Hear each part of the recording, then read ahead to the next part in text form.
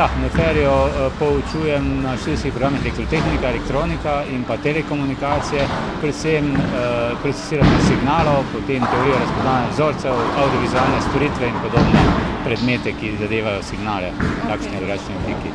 Priznam, da sem že več let nekako imel namen se udeležiti tovrstnega dogodka, ki ga organizirate študentje FER-ja, ampak vedno je prišlo kaj vmes.